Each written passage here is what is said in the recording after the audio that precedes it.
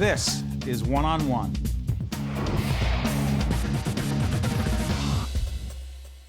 Hi, I'm Steve Adubato. The whole question is, what do you do when there's a child in crisis, when someone is in crisis? Where do you turn? Who do you call? You're about to see someone on camera who thinks about this all the time. Mm-hmm. She is Kathy Enerlich, and she is the Executive Director of PerformCare New Jersey. Good to see you, Kathy. It's great to be here. Thank you. We did a conference a couple months back talking about the emotional, psychological, the very deep, very difficult issues that people have been dealing with after Hurricane Sandy. Mm-hmm. This whole area of behavioral health. Mm-hmm. Define what we mean by behavioral health first, and then we'll talk about crisis. Sure. I think a lot of people think about behavioral health as mental health. So when I talk about mental health, we're thinking about things like depression, anxiety, behaviors that you see in your children that are not typical. So if your child starts to isolate, or if your child doesn't want to go to school, there must be something going on that might be causing your child to feel that way. And our goal is to help parents figure that out. You say our goal. Mm-hmm. For folks who do not know exactly what PerformCare New Jersey is, and the brand is not a household name, if you will, explain to folks what it is. We'll put the website up. Do yourself a favor. Go on. Find out. Go ahead. Mm-hmm. PerformCare is a single point of access to a full array of behavioral health services for children throughout New Jersey. So it doesn't matter if you're a parent or if you're a social worker. If you see that there's something going on with a child, all you have to do is call PerformCare. And we're there 24/7, right. Which is one of the values of our organization. By the way, as you're doing that, we're putting up the 800 number. Is it 800 number, team?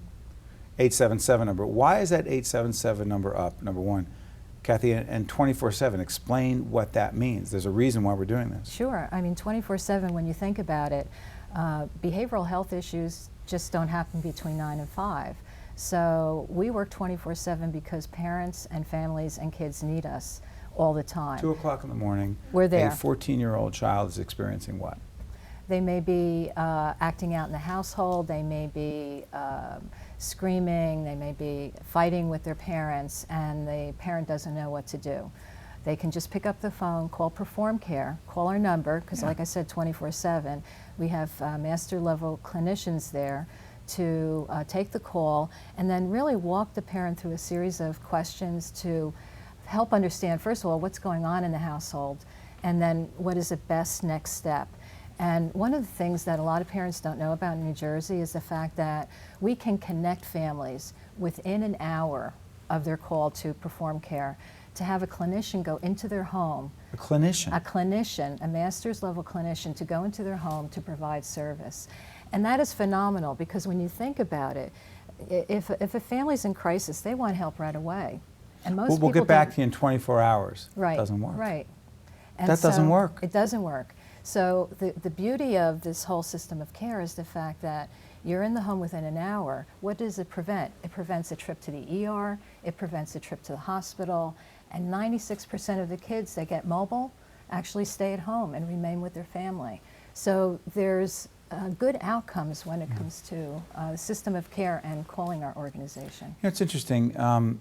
You have said that New Jersey, in many ways, listen, New Jersey is known for a lot of things that we're not proud of. Mm-hmm. You know, highest property taxes, high auto insurance rates, a lot of things we're not proud of. Mm-hmm. But you have said publicly that New Jersey has taken the lead in a very positive way in this area. What does that mean?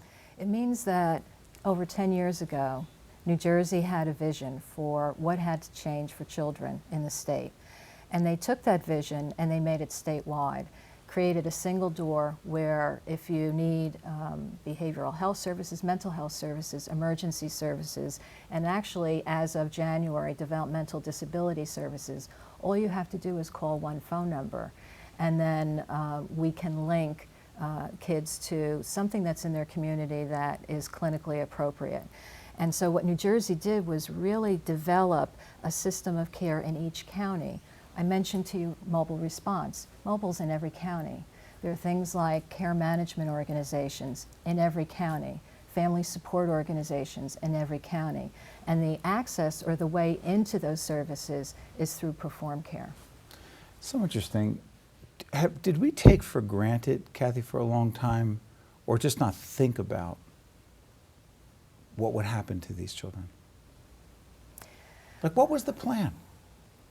I think as any state system is set up, a lot of things get tried over the years. And I think New Jersey really had this special vision no one else in the nation had. New Jersey was the first in the nation to say, we've got to do it better. And if we're going to really put together an organized system, what did we do? Well, yeah, I'm being serious. I don't want to go doors. backwards, but Sure. before that, what was happening for these children? Yeah, there were many front doors. So quite frankly, some families would call child welfare to get social services. Some families would have to go through the juvenile justice system to get service. Some families obviously would go to their local hospital or call the police. Right. So there were all these kind of avenues, and it depended on what front door the kid came through, and that's what they would end up getting. So it wasn't necessarily based on need, it was based on the door they walked through. Well, the thing is now there's one front door, and that's, you know, us. When we had the conference, which was very enlightening for me, and I heard people's stories about their experience since Hurricane Sandy. We talked about the physical destruction, the devastation to people's properties and their homes, the economic impact, but the impact in terms of their lives from a behavioral health point of view is just devastating as well. To what degree, and I know there's an initiative on the part of the state level, is it Hope and Healing, I think it is? Hope and Healing. Hope and Healing. And I know that's important, but it's not nearly enough. I'm not criticizing the state government, but it's just not enough. Do you think that we in the media, that we as a society overall, have just not spent enough time focusing on that part of it because the physical, what we see visibly, is so obvious and the other part of it isn't? I think that's one reason, but I think the other reason is that the media tends to focus on what is the big story, and sometimes in mental health it is the story of the person who may, you know, they did something that's quite visible in the community, and that's what gets the news. It's not the day-to-day things that happen that is so beneficial for kids, and I'd really love to give you an example of one. A 17-year-old girl who's developmentally delayed is evicted. Her father and they're evicted from their apartment. So I get a call from a social worker who says, you know, this girl's going to end up on the streets. We need to do something. We connect that girl to a treatment home in the community. PerformCare. We connect her to a treatment home in the community. And so we prevent the homelessness, but the beauty of the system is it doesn't stop there. She was at a district, and there was enough community supports to drive her back and forth to and from school every day until the transportation issue could get, you know, set up.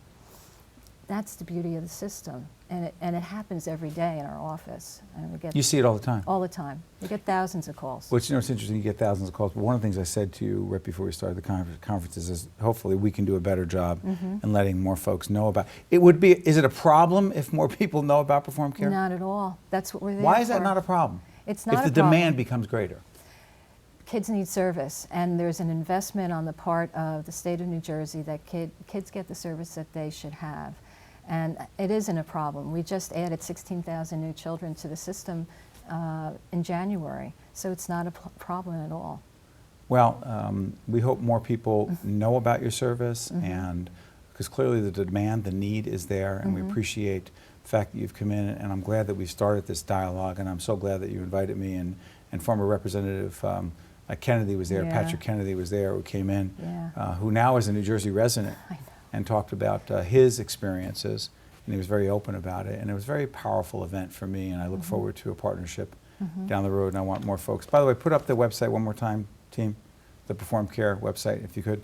Kathy Enerlich is Executive Director of PerformCare New Jersey, and I thank you, for being with us. I know it won't be the last time. Thank you. Stay right there. Thank you. This is One on One. I'm Steve Adubato. We'll be right back after this. One on One with Steve Adubato has been a production of the Caucus Educational Corporation, celebrating 25 years of broadcast excellence. Funding for this edition of One on One with Steve Adubato has been provided by Wells Fargo, Horizon Blue Cross Blue Shield of New Jersey, the New Jersey Education Association, New Jersey Council of County Colleges, New Jersey Manufacturers Insurance Group, PSE&G, and by Verizon Communications. Promotional support provided by the Star Ledger and NJ.com and by the New Jersey Business and Industry Association. Transportation provided by Airbrook Limousine. One-on-One with Steve Adubato has been produced in partnership with St. Joseph's Healthcare System.